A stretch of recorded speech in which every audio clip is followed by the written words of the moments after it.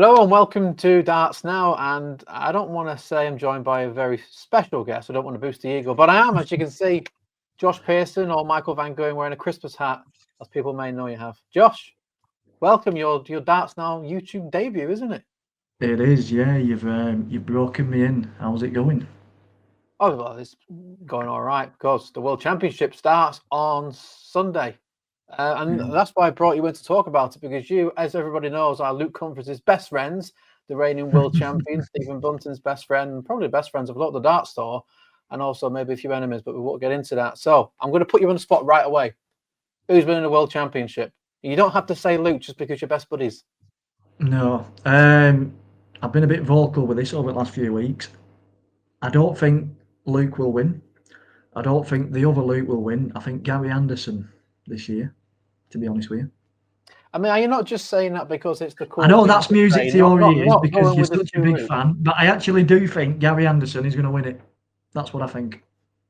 Why? I just think he's got a very good half. I think Luke's not playing as he can do, as you Luke probably Humphries. know. You've been watching him, Luke Humphries. You keep saying Luke because he's your mate. Luke Humphries. Well, there's two Lukes in there. There's two Lukes. I think, let's be honest, if they play like they can, Luke will be playing Luke in the semi-final. Has Luke Woodhouse But got a shout? let's not talk about him. So yeah, I think it'll be two Lukes in semi-final. I think Littler wins it, and then at final, I think Anderson beats him. That's just how I think it will go. Didn't quite Yeah. happen in Wolverhampton, no, did it? So you think because Michael Van Gerwen and Gary Anderson are in the same little section in that same quarter. Yeah. Michael Van Gerwen doesn't really play badly at the World Championship. It's actually 12-1 heading into this World Championship, and I don't remember Michael Van It's a Gerwen. very big price for him. I don't think he's ever been 12-1 in No. maybe a decade.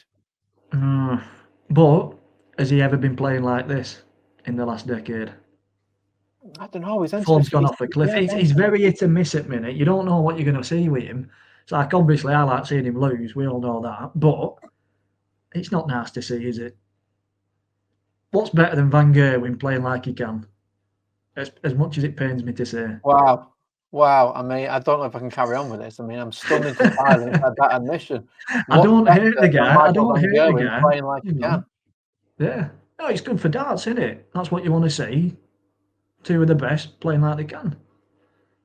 I mean, I'm sort of gonna skip the first three quarters then. So Michael Van Gerwen and Gary Anderson are in that fourth quarter. A few of the other big names in that quarter: Dave Chisnell, Martin Schindler, Dimitri van den Berg, Brendan Dolan, Ross Smith is in there as well. Anybody there pose a threat. Now, over on our Odds Now preview on Odds Now YouTube channel, I said Dimitri van den Berg at 100-1 is a very, very big price. Do you think It is Dimitri a van very den big Berg price. has any chance of making the final? He's in the opposite side to the two Lukes, as we've said, but he is in the same quarter as Anderson and Michael Van Gerwen. I mean, it is a big price. Do I think he'll go on and win it? Probably not. That's probably why he's a big price. But Martin Schindler, a very good player. Been dodgy Played some good recently, stuff. TV tournament style. He has, but so's Dimitri. I mean, fair enough, he won UK Open, didn't he? Fluked it. Because of his antics. We all know that. There were a few antics on stage, yes, which probably might not go down too well with the Ali Pali crowd, to be honest with you. No, they never forget. You know that. They never forget. So, I don't know. But then Gary Anderson, Ross Smith, he should win it, Anderson, but Ross Smith, very good player. Been playing some good stuff. So, Chizzy, Gabriel Clemens, that's a tough Dave one. Chisnell, really? I mean, Dave Chisnell's not a million miles away from the Premier League. I think he needs to make up about 25,000 on Rob Cross to get into that top four. I mean, Dave Chisnell, absolute demon on the European tour on the floor. I mean, I think it's one of them, only thing he's done on TV in the past 2 years is reached the quarterfinals of last year's World Championship, which, fair enough, if you're going to do it anywhere, do it at the World Championship. But, I mean, what on earth is going on with Chisney? That's the thing. He's always been a floor player, hasn't he? You know that. But well, he's made a lot of finals, though, to be fair to him. He's lost to Bill and Michael, but has he won a final? And that's always going to be he's lost to Bill and Michael. That's fair enough, then, isn't it? Yeah. But I'd love nothing more than to see Dave Chisnall win a major. And like Nathan Aspinall said in that interview a few months back, if he's going to win one, it'll be Worlds. Be nice to see because I love Chizzy, but do I think it'll happen? Probably not. Same with James Wade. I'd love for him to win it, but I don't think he ever will. You like James Wade? Yeah. Oh, okay, I didn't know that. Does that surprise you? It has surprised. Well, yes, it has. Well, okay, you know what? That's a perfect segue then to go to the first quarter because James Wade's in that first quarter, and a couple of your best buddies, Luke Humphries, Raymond Van Barneveld, Stephen Bunting, are in that quarter as well. I mean, go on, talk to me about Stephen Bunting. What do you want to hear? Well, I don't know. Normally, you're not speechless when it comes to Stephen Bunting. Let's go Bunting mental. I mean, last year he came into this with a huge amount of confidence, a lot of expectation on his shoulders as well. The crowd, I mean, I don't know how well it came across on TV, but being in the arena, it is, I mean, that was unbelievable. Let's go Bunting mental. Everybody's singing his walk-on song. I can't believe he went out there and performed like he did. Oh, I know. And then he just he's arsed that out, didn't he, against Michael Van Gerwen, let's be honest. Unfortunately, it wouldn't be him, would it? But it's one of them. Bunting, he's last couple of years, I can't get over how well he's been playing. And we know it's down to his sports psychologist and his hypnotherapy and stuff like that. But I think part of it is the crowd helping him get through games. And everyone's gone Bunting mental, haven't they? How much is Josh Pearson responsible for Stephen Bunting's popularity? Do you think it's me? No, I'm asking you. I don't. Everyone loves Bunting though. They always have done. Fair enough. I've been a bit vocal on the old social media regarding it, but I tried that with Simon Whitlock. It didn't really work out. Well, what's happened to him? Well, we won't get into that. He's not in the World Championship, so we cannot talk about it, can we? It's never been the same since Gurney robbed him of that Grand Prix, has he? You know. Yeah, absolute robbery in Ireland. I mean, Stephen Bunting, if he wins his round 2 match, and so does Dirk, him and Dirk van Dijvenbode will be playing for a spot in the 3rd round. Now, see, that's a funny. If you'd have asked me 6 months ago, I'd have said Bunting wipes floor with him. But it seems like Dirk's getting a bit more form of late. He's back after his injury and his little setbacks and this, that, and other. He's playing some good stuff. So, can he do it at Ali Pali against Stephen Bunting? I don't know. Are you worried for Stephen? If Stephen goes out early in the World Championship, does he say goodbye to his Premier League place? I don't think he does. So even if he loses in say round 2 to Alan Suter or Kai Gottard, you think Masters champion, world number 8 is going to be in the Premier League? Yeah. I believe he'll be in it. And the reason I believe he'll be in it is the same reason Peter Wright were in it last year. He didn't really win anything to merit him being there. They just put him in it because it's Peter Wright. Yeah, he's not a major though, is it? You try telling Richie Edhouse that he's not a major. Right, if it's Richie Edhouse, that's different. If Bunting won it, it'd be a major then, just like Masters. Masters is a major now, but only for this year. I think he'll be in it just because they'd want to, I wouldn't say a popular player, but they'd want someone that the fans can get behind, like they do with Peter Wright. Will Peter Wright be there next year? Absolutely not, if he's playing like he is. Yeah. I know what you mean. I mean, let's face it. There's been players in the past who have won things, big things on TV, and maybe not the most popular or engaging player, and they've missed out on the Premier League.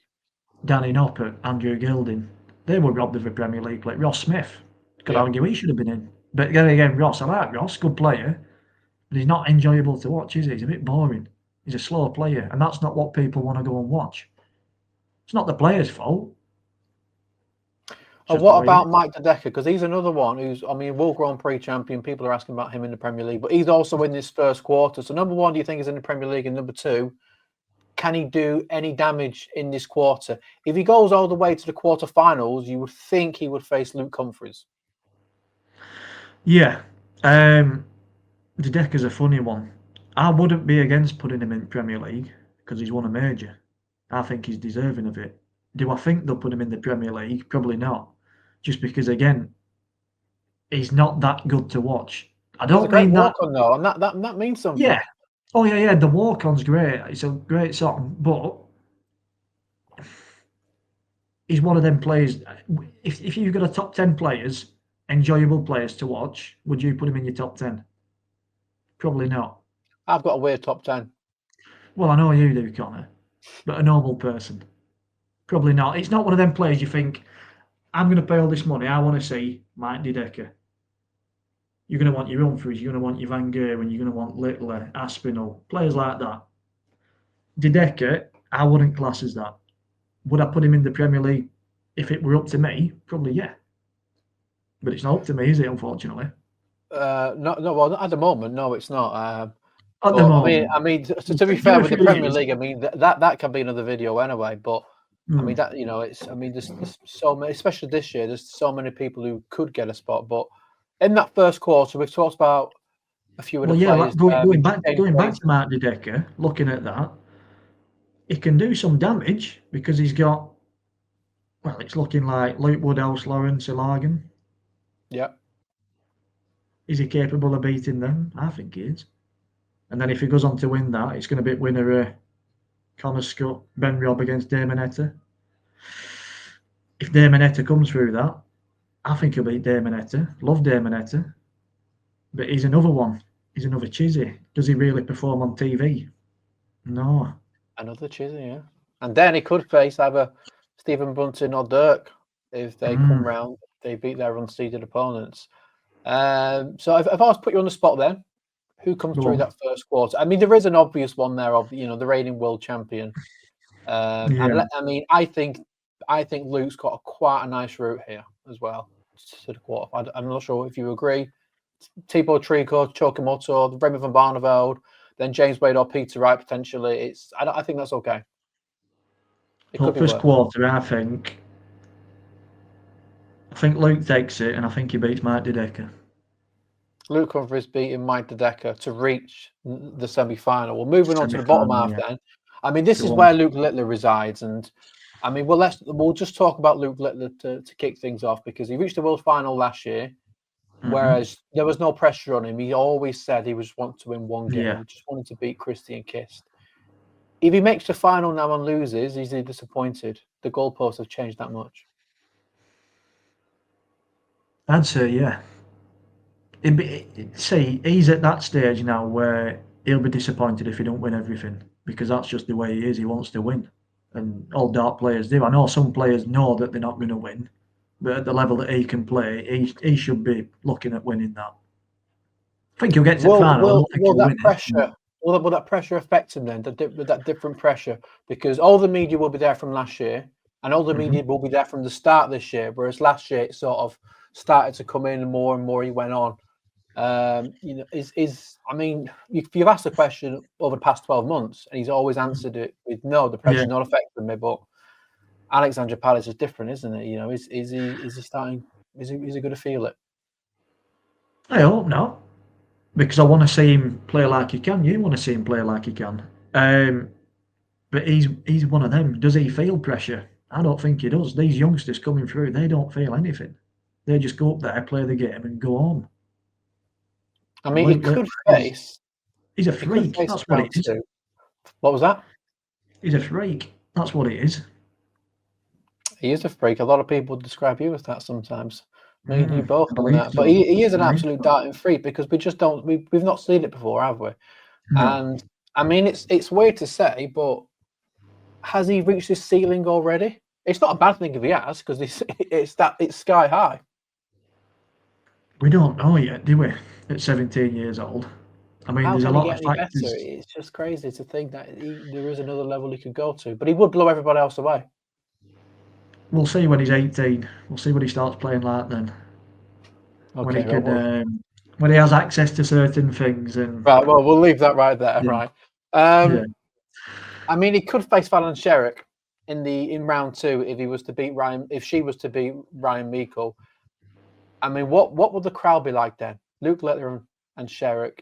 and who would be affected by it? Who would they support? I mean, that is just Sky's absolute dream, isn't it? Yeah. I mean, it'd break the internet for starters. I think there's been hot balls. Hot balls is in the drawing, but not. You know what I mean? You know? Yeah. I don't know. I think both players would get it. I think Littler fans will be booing Sherrick, and I think Sherrick fans will be booing Littler. Eric Bristow and Bobby George all over again, isn't it? Eric would love him, wouldn't he? He really would. Oh yeah. Oh yeah. You could just imagine it, can't you? Eric and Luke Littler just in the same car. Oh, it would be. I mean, God, Luke Littler under Eric's tutelage.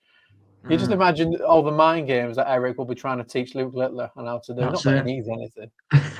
I mean, so we expect Luke to come through this quarter. I mean, is there any way he doesn't come through this quarter? I mean, Rob Cross. The only way he doesn't come through that quarter is if Rob Cross plays like Rob Cross can. You think he's the only threat in this quarter? No. Van Veen, very good player. Capable player. But can he do it? He's capable, but can he do it over a long period? On this stage? I mean, a World Championship game, yeah. That's the question, isn't it? I mean, we've seen, well, you mentioned Richie Edhouse earlier, you know, he won the European Championship, but can he do it on this stage? He's never done it. He's never played well on this stage before. He's played okay, but, you know, we've not seen 2024 Richie Edhouse on this stage before. That's it. Ryan Searle is another one. We know he can do it, but can he do it on this stage? Yeah. I mean, I'd like to. I like Ryan Searle, I really do. And it looks like he's going to be playing Danny Noppert if they both come through the games. Danny Noppert's another funny player as well. You don't know when he's going to turn it on. I don't know. Very, very under the radar player, isn't he? I mean, right at the bottom in this quarter, right at the bottom of section is Nathan Aspinall. I mean, what do you think about Nathan? Because Nathan Aspinall recently, I mean, we've said on Twitter, a lot of people have said, it looks like Nathan has been battling with dartitis. Now, we've not wanted to say the word because it's a horrible word for a darts player to hear. Well, I've said it. Oh, yeah, you've said it. You've said it. And, you know, he's been saying, oh, I've been re-gripping or I've not been noticing the screens changing. Anyway, in the recent Sky documentary that I am in, episode 3, minute 22, Nathan Aspinall said that he had dartitis. He has struggled with dartitis last year before he won the World Match Play. Now, with dartitis, it's amplified by the pressure of the situation.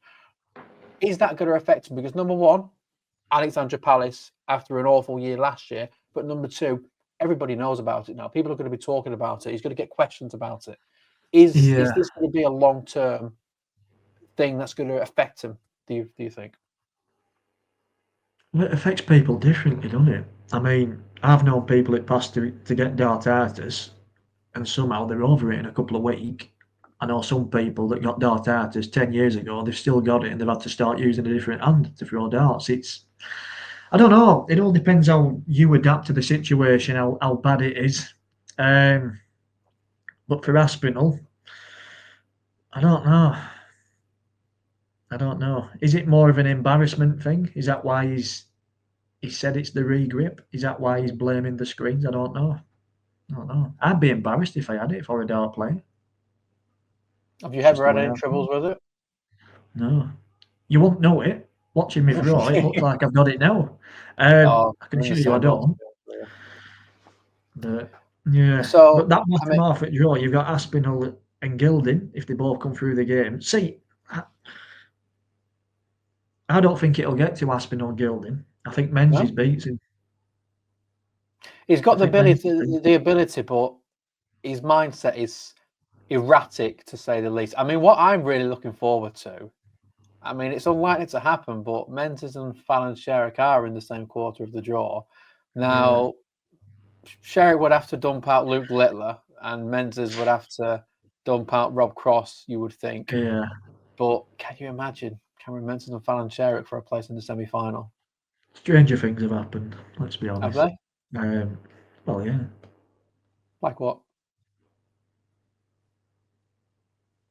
There we go. Stranger things have not happened. That would be absolutely amazing. 2012, James Richardson pumping Barney 3-0. That's a right. That's come to your mind because you tweeted that earlier today. Did I? You did. You tweet out that much, yeah. Right, quarter 2. Who comes through? Are we just going to go with the obvious and say Luke Littler? I know some people sometimes like to pick out a real hipster name, but surely you can't look past Luke here. A Luke and Luke If I semi-final. were a betting man, right, you've got to go with Littler, haven't you? But Yeah. if you But like a long shot, I say a long shot is a price that it shouldn't be with some bookmakers. Probably Rob Cross. it's 10 to 1 to win the quarter and 50 to 1 to win the world for 50 some to people. 1. That's ridiculous for a former world champ, fifth world. But the reason he is 50 to 1 and people don't realise is because it's in the same half as both the Lukes. Yeah. Can he get through it? Probably not. I'd like to see him, but I don't know. But he's the one player. I mean, almost at this time, you would feel more comfortable with Rob facing those than Michael van Gerwen. You just feel like Rob. He doesn't really feel the pressure. Like I feel like if Rob plays badly, it's got nothing to do with pressure. It's just he Yeah. just had an off day. He's so good under pressure. And I said on the Odds Now preview, I said in the history of darts, he's the most under the radar elite player that we've probably ever had. He probably is, and that's why I think he's got a good chance of coming through. If he gets Luke Littler on a bad day, he could easily beat Luke Littler. I mean, I got some pelters the other day because I called him a dark horse.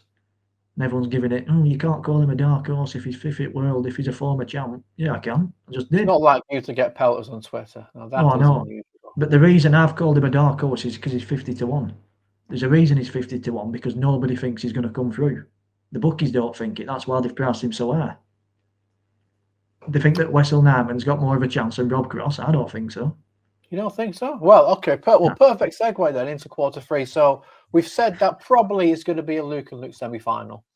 And then either Humphries or Littler will make back-to-back finals. Now we have touched on quarter 4 already, so we won't go too into that. You've said that Anderson will come through that quarter and ultimately make the final, which means that Michael van Gerwen you don't think will make the quarter final, but that third quarter is that the most open because I'll just reel off a few of the names here. You've got Michael Smith, who is defending £500,000 from winning this 2 years ago and seems to be feeling the pressure of that ranking, whether he says he is or he isn't. Then you've got Chris Dobey, who is visibly frustrated with his TV form as of late. He's posted on Twitter about that. You've got Josh Rock, who there's a lot of hype justifiably so around Josh Rock. You've got Gurney, maybe a little bit of a resurgence. Clayton not being at his best, but seems to be improving again. You've got Gerwen Price, who, if you read his Instagram story, seems to have that hunger back, but is the game quite there? I said on Odds Now he could do with maybe one other tournament. You've got Joe Cullen, who's there as a seed, who is being, well, it's just the form's been horrific. I don't think, there's no other word that you can describe without having to bleep it out. Again, I don't want to say too much on Cullen in case he sees this video, but love you really, Joe. Dart's now super fan, I heard. Is it? No, he's not. Well, it might be. I don't know. I've never asked him about it, but he for a guy who doesn't watch darts, I assume he's not watching darts now in his spare time. But hey, stranger things have happened, like you've said. I've not mentioned Christopher Ratajski as a seed. I should mention Christopher Ratajski, not in too much detail, I must admit, because I love Christoph. I'm a Christoph stan, but he's not the player he was. You didn't mention Johnny Clayton either. I did mention Johnny Clayton, actually. I did. I said Johnny Clayton is not playing his best stuff, but he is getting up there. I did mention Johnny Clayton. I'll let you off then. I did mention that. Oh, no, I did mention that. I mentioned all of the seeds, but there's a couple of non-seeded players here in this draw. Noah Lynn van Leuven. Now, we saw the reaction. Sorry, what? You're all right, Josh. that drink. Yeah, I'm fine. So Noah Lynn van Leuven. We saw it at the Grand Slam. The reaction wasn't great, but it was joint walk-ons. Now she's going to have the full Alexandra Palace crowd, giving whatever reaction they choose to get. I mean, let's be real. I don't expect it's going to be a positive reaction because it wasn't positive at the Grand Slam. Is that going to affect her? Probably. Can she do anything in this tournament? Because we've seen what she can do. She can average over 100, albeit in a very, very short format. Is she any threat? Because in this, if you're talking about media attention in this quarter, there's going to be a lot of it on Nolan van Leuven. She's going to take a it's lot all of it's all going to be her, isn't it? But yeah, Kevin Dotes, good player on his day, but he can have a stinker. He's got a stinker in him. I know he's got his mum behind him. oh, we Cracking love his woman, by mum, the way. don't we? If you've not seen Game of Thrones, watch it just for his mother. We love Kevin Durst's mother. She's brilliant. Will he beat her? Should do. But could there be an upset? I think there could be. He's one of them. Could it be another Ted Everts? He should have beat Fallon. He didn't, Fallon, yeah. because his arse fell out. Could be another that. It could be another Ted Everts situation. You don't know. Difference, though, I think the crowd was very much on Fallon Sherrick's side. I don't anticipate the same thing would happen, but who knows? Who knows how the Alexandra Palace crowd would play? I mean, just sort of looking at those unseeded players there. I mean, the other big one, and you have mentioned him, is Vessel Nyman. You've said the bookmakers put him as a bigger favourite to win this tournament than Rob Cross. I think he was 33 to 1. I think I saw him at 28 earlier. 28 to 1. Still So a good price, he's been coming in. People are putting money behind him. I mean, let's be real. He has got a nice draw. If he comes through his opening round game against the South African Cameron Carrollison, then he's facing Joe Cullen, who we've said the form has been horrific from him this year, and he would describe it even worse than that. Then he's got Gerwen Price, who's a big question mark over. So his route is nice, and he's in the opposite half of the two Lukes. It is, but it's like, he played really well at the Grand Slam. Didn't come through his group, but I think he broke all these bloody records. And he did break the record. To be fair, I think Gian van Veen then broke it a few days later, but he did break the record for the highest tournament average, which Phil Taylor set over a decade ago. So, he's a capable player, but it just seems to be his doubles. I don't know if it's every tournament, but in Grand Slam, he seemed to struggle on his doubles. That's why he couldn't finish off games. That's why he didn't get through his group. I mean, Grand Slam, World Championship, it's a different ballpark. You're going from first to 5 to first to 3, 4, 5, 6 sets of darts. They're long games. Can you do it over a long period of time? I don't know. I mean, it's an interesting one, that, because I think a lot of people that we've spoken to, certainly on Odds Now and varied people, have been really singing the praises of Vessel Nyman, and even talking about him as a potential finalist, where you're quite level-headed when it comes to Vessel, and saying, well, actually, great player, but maybe this is a few years too early for him. Has he done anything to prove? It's like, did he beat Bunting to win Players Championship? I think it were. I think he did, yeah. I think everyone beat Bunting to win a Players Championship. But again, he made 6 finals, to be fair to him. Exactly. So Players Championship, it's not a massive tournament. It's good to win. It's good to look on your CV, but it's a floor tournament, and you're playing first to 6 all the way through, and then you get to semis, finals, whatever. And I think is it first to 8? So first to 8 legs. It's a big difference compared to set play, compared to World Championship set play, where he'll feel pressure. And he's got some players there. He's got Gerwen Price, potentially, former champion, albeit it would be behind closed doors, and I don't think it should count. I think a certain Mr. Horton might agree with me there. Michael Smith, also in draw, former champ. He'll be feeling pressure, but I think he'll beat him if it comes to it. So I don't know. It's a tough one. It is. I mean, this is the toughest quarter. I mean, if Gerwen Price and Vessel Nyman play, who do you make as the? I personally make Vessel the favourite. I'd make him favourite, but I don't think he'd win. I think Price would win. I mean, who comes through that? I mean, it is such a difficult quarter. If we, do you know honestly, two sections. Honestly, who I think will come through that quarter, and I think I've predicted it already, so that means it won't happen. But You're going to say Chris Colby? No, I've gone for Daryl Gurney. Okay, I mean, that is an interesting one. He's been playing well. He has been playing well, and that's why I've gone for him. But is the consistency there for him to come through that quarter? I don't know. It depends how his opponents are playing, and if you look at the path for him, have his opponents been playing mind-boggling stuff? Absolutely not. I mean, if we're talking about Gurney, we've got either the winner of Hempel or Jeffrey Deswan, and then probably Johnny Clayton. Johnny Clayton, he's another one that's fell off, which I don't like to see because I like Johnny Clayton. I think he's a brilliant player and I like to see him win. But he hasn't been winning as much as he should be. He's been getting slowly back, though. I mean, He has. the final of the last Players' Championship event. There are signs. But he's not 2020 Johnny Clayton, is he? When he was winning everything. That's what we want to see from him. But will he ever get that form back? I don't know. I'd like to see it happen, but I don't think he will. And what about, I mean, that bottom section there? If it's Gerwen, Price, or Vesselnyman, let's say, do you think Gurney can beat those? And then beat potentially Michael Smith, Josh Rock, Chris Dobie to reach the quarters? So you say that, you say Gerwin Price against Wessel Nam, and it might not come to that, Connor. Because there's a good chance he's going to have to play Kim Ibrex. Yeah. And we all know what happened last time. Well, yeah, I think Gerwin Price beat him, didn't he? I mean, he did, but it was close. It was close. It was very close. It was close. It was very, very close. He shouldn't have beat him, but he did. But I don't know. Yeah,